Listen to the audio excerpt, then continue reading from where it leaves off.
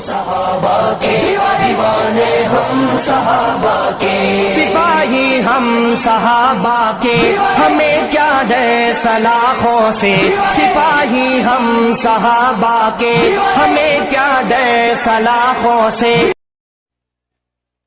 کہ ہمارا شکایت کا کوئی خانہ نہیں ہے، ہمارے یہاں تو صبر کا خانہ ہے،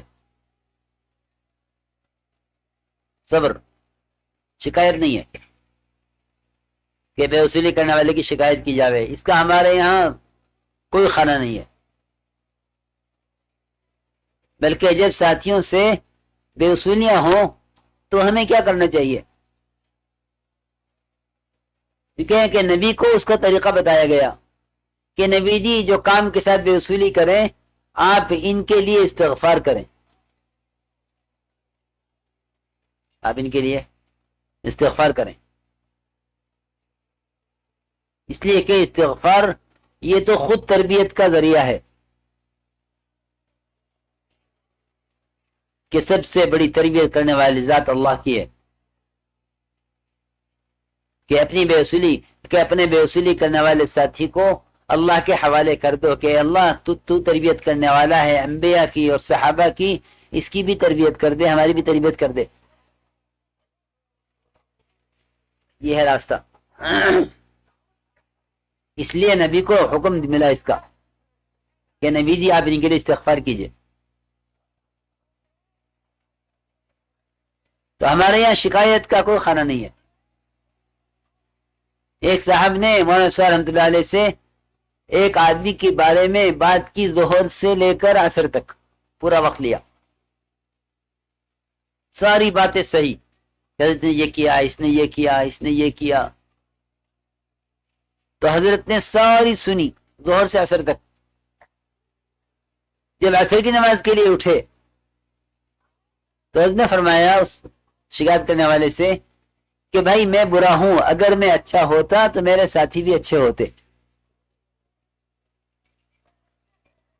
جیسا میں ہوں ایسے میرے ساتھی ہیں۔ ساری باتیں اس کی صحیح تھی،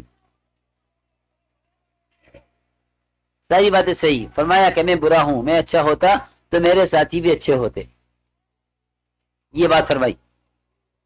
تو شکایت کرنے والے نے آئندہ شکایت کی توبہ کر لی کہ یہاں شکایت کرنے کی گنجائش نہیں ہے۔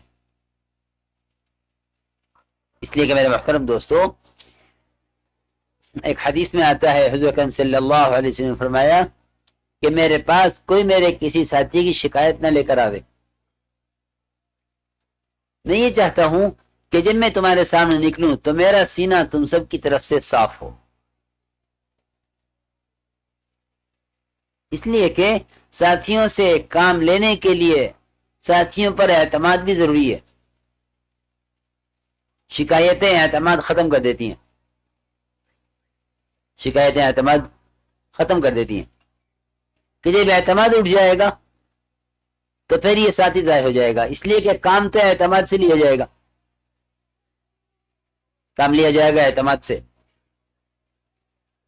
کہ جن پر اعتماد ہوگا ان سے کام لیا جائے گا، کہ جب اعتماد نہیں ہوگا تو اعتماد کے بغیر تو دکان کے ملازم سے کام نہیں لے سکتے۔ اتنا بڑا دین کا کام جس کو اللہ نے امانت کہا ہے کہ دین امانت ہے، دین کے محنت امانت ہے، یہ کام بغیر اعتماد کی کیسے ہو سکتا ہے؟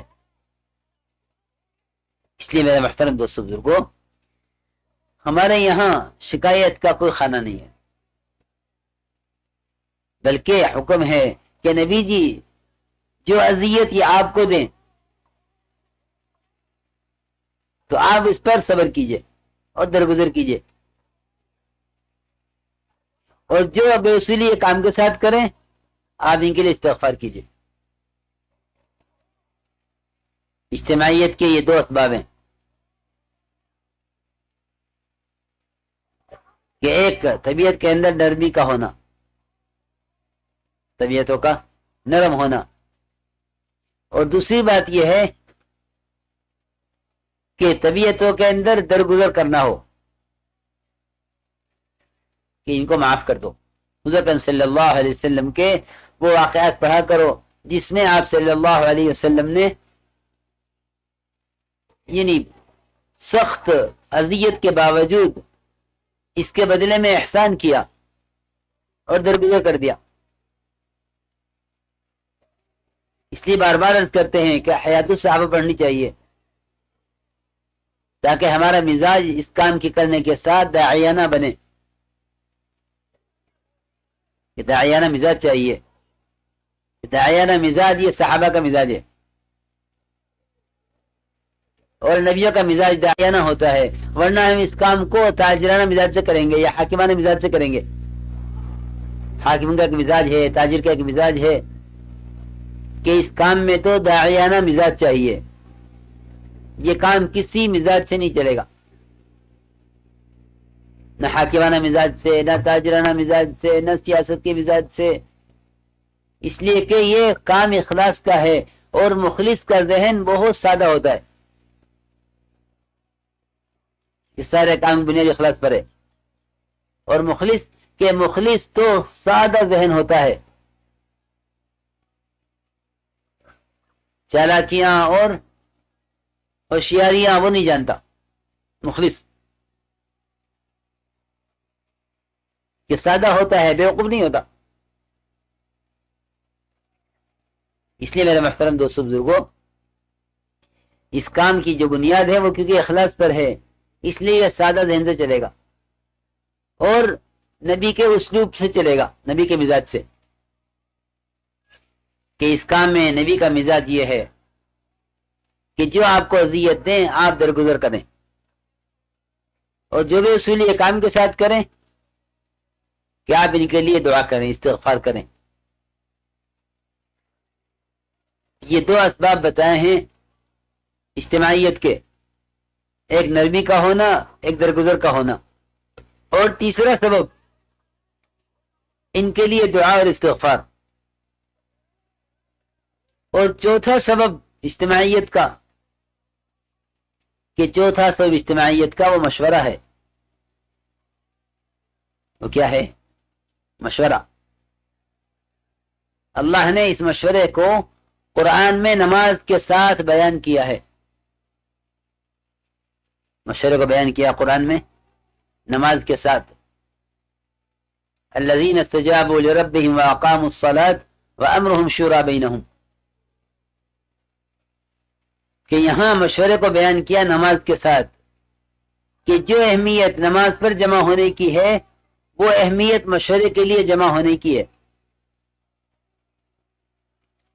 جو اہمیت کہ امت عبادت میں جمع ہوگی نماز پر، اور مشورے میں اور دعوت میں جمع ہوگی مشورے پر، یہ اس کی اہمیت کے لیے کافی ہے. کہ یہاں اس آیت میں زکوٰۃ کا، حج کا، روزے کا کسی فریضے کا تذکرہ نہیں ہے، نماز اور نماز کے ساتھ مشورہ.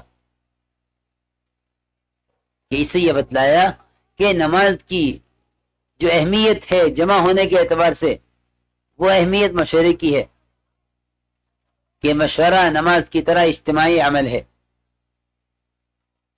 مشورہ نماز کی طرح اجتماعی عمل ہے، کہ تم اس مشورے کو اجتماعی بناؤ. کہ کیسے اجتماعی بناویں؟ کہ مشورے کو دو اعتبار سے اجتماعی بناؤ.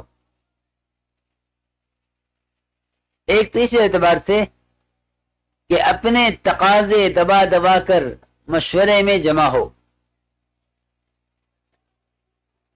اس لیے کہ جو آدمی اپنے کسی تقاضے کو دبا کر مشورے میں آیا ہے اس نے مشورے کا مجاہدہ کیا ہے. اللہ رب العزت مشورے کے امور اس کے دل پر کھول دیں گے اس کی قربانی کی وجہ سے. مولانا ایسا فرماتے تھے کہ اللہ نے محنت پر راستے نہیں بلکہ بہت سے راستے کھولنے کا وعدہ کیا ہے. والذین جاہدوا فینا لنہدینہم سبلنا، کہ سبل جمع لائے کہ ہم سارے راستے ان پر کھول دیں گے. کہ سبل جمع لائے، ایک راستہ نہیں سارے راستے کھول دیں گے ان پر. اس لیے میرے محترم دوستو بزرگوں، جو قربانی دے کر آئے گا مشورے کے لیے اس پر مشورے کے امور اللہ کی طرف سے الہام ہوں گے کہ اللہ بتلائیں گے کہ تمہیں کیا کرنا ہے. ورنہ ساتھیوں کے مشورے میں جھگڑنے کی وجہ بھی یہ ہے کہ ان کے مشورے کے پیچھے قربانی نہیں ہے. ان کے مشورے کے پیچھے قربانی نہیں ہے. اور اب تو اور مشکل پیدا ہو گئی ہے کہ مشورہ ساتھیوں سے موبائل پر کر لیتے ہیں اپنے ماحول میں. اپنی دکان پہ ہیں، اپنے گھر میں ہیں، اپنے دفتر پر ہیں، کہ کام کرنے والے ساتھی ہیں مگر دفتر میں ہیں تو وہیں ذرا آئے کہ جس کام کے لیے تو نے قربانی نہیں دی اللہ تجھ پر اس کام کی حقیقت کو کیسے کھول دیں.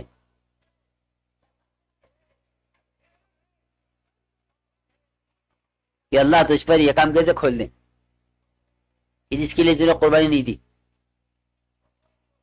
اس لیے میرے محترم دوستوں بزرگوں، مشورے کے لیے اپنے تقاضوں کو دبا کر اس مشورے کو اجتماعی بنانا،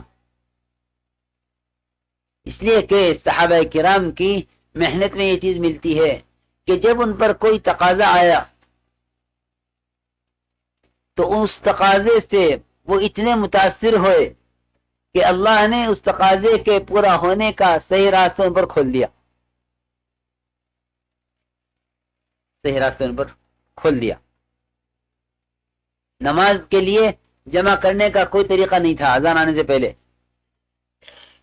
لوگوں پر گشت کیا جاتا تھا نماز کے لیے کہ آ جاؤ بھائی نماز کے لیے. تو جو پہلے آ جاتا بعد آنے کا انتظار کرتا، سب کے آنے کے بعد نماز کھڑی ہوتی.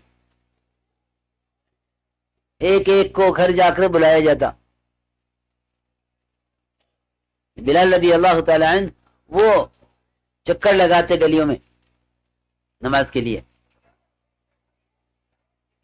کہ نماز نماز نماز، تو سب نماز کے لیے جمع ہو جاتے.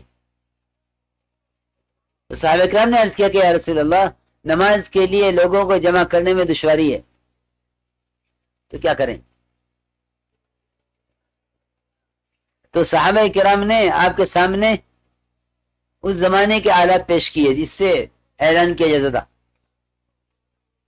کہ ڈھول بجاویں یا سارنگی بجاویں، جس کے اعلان سے لوگوں کو معلوم ہو جاوے کہ نماز کا وقت ہو گیا. تو آپ نے فرمایا کہ ڈھول بجانا یہ تو یہود کا طریقہ